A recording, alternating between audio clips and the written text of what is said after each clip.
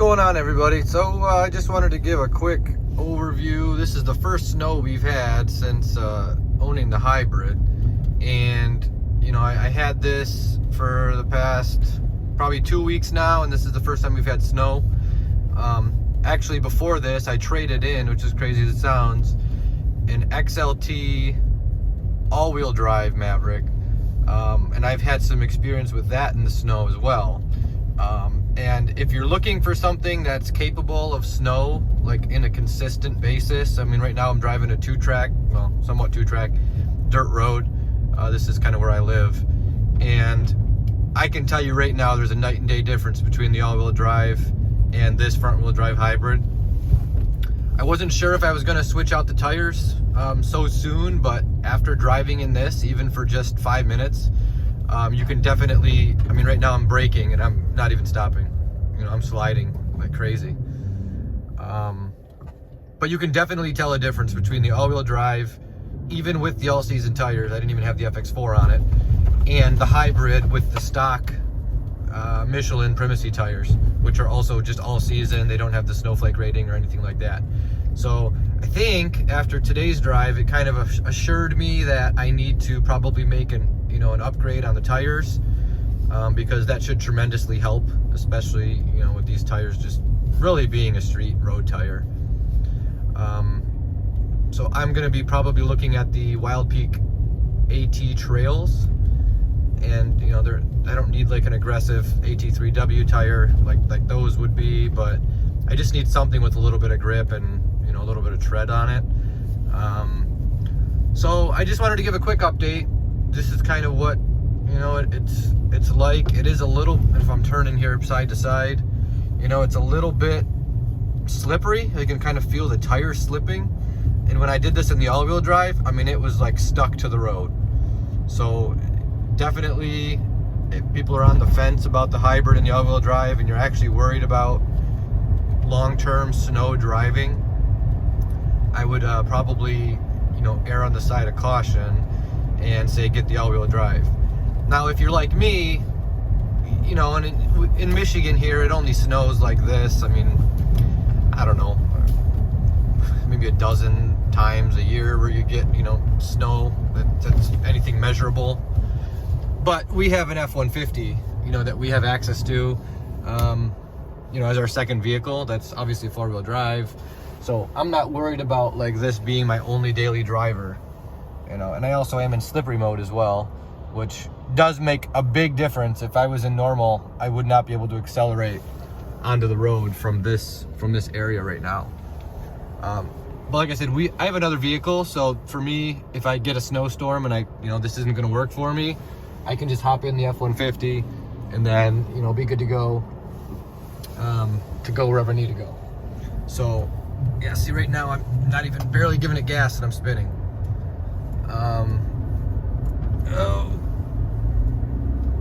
All right, well, now we're good. We're on pavement, and traction control is blinking even on the pavement. So it is 19 degrees, and with the wind chill it's about 5. But I just wanted to give a raw, quick update on the Maverick hybrid, how it works in the snow, compared to the all-wheel drive that I had experienced driving personally. I put about 1,700 miles on it, and between the two, power difference completely noticeable.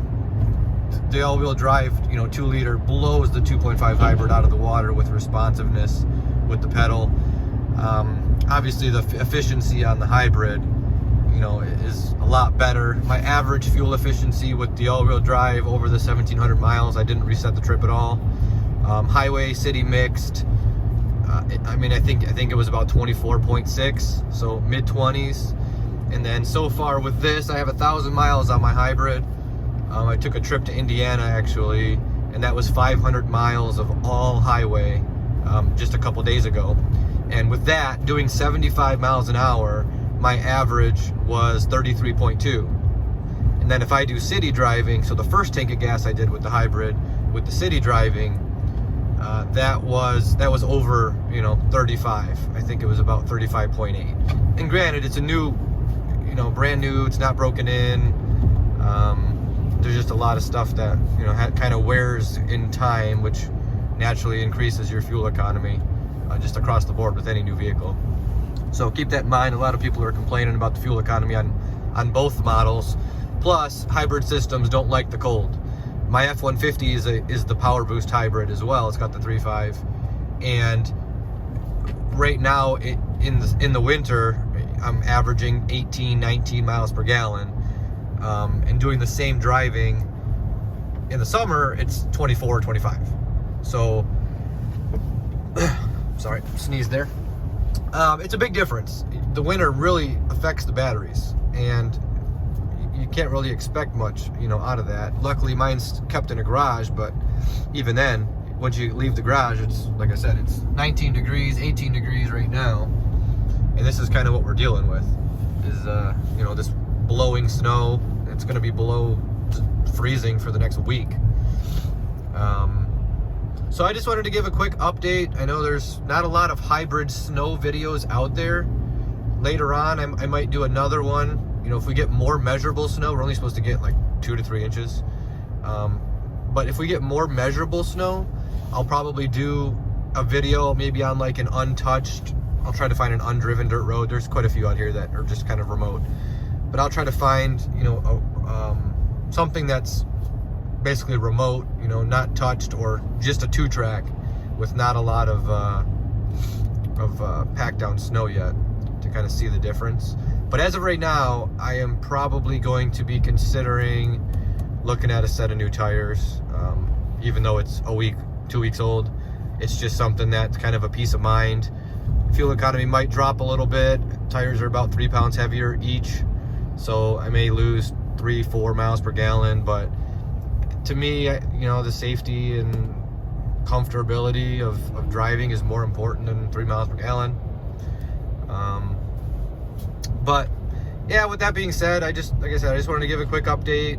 If you're really, really going down a lot of dirt roads with snow coverings and ice, I would probably go for the all-wheel drive if you're not bothered by the, fuel saving difference.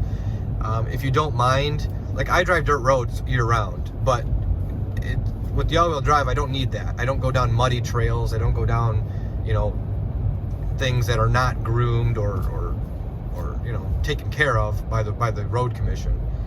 So for me, the hybrid front-wheel drive is fine 95-96% of the time. Even in a day like this, yeah, it's slippery. You just have to take your time. You're not going to be in a hurry.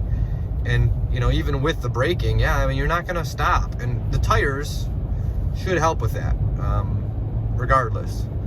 So maybe that's something to consider also. If you really want the fuel economy for, the majority of the time where there's not snow, then just maybe consider setting aside $800-900, $1,000 for a set of tires that you can put on. And if you really want, you can get a set of winter tires and a different set of wheels and just switch out the whole set instead of rocking the all-terrains, in the summer. If you want the better fuel economy in the summer, you can just get an additional set of wheels, whether they're black steelies or whatever, the cheapest wheel you can find. But well, that's all I got for now. Look out for future videos. I'll probably do a walkthrough once it warms up a little bit and go around the front and the inside. It's a Lariat Lux hybrid, so it's got pretty much loaded with the sunroof, everything, all the good options. So with that being said, I will catch you all later. Thanks for watching.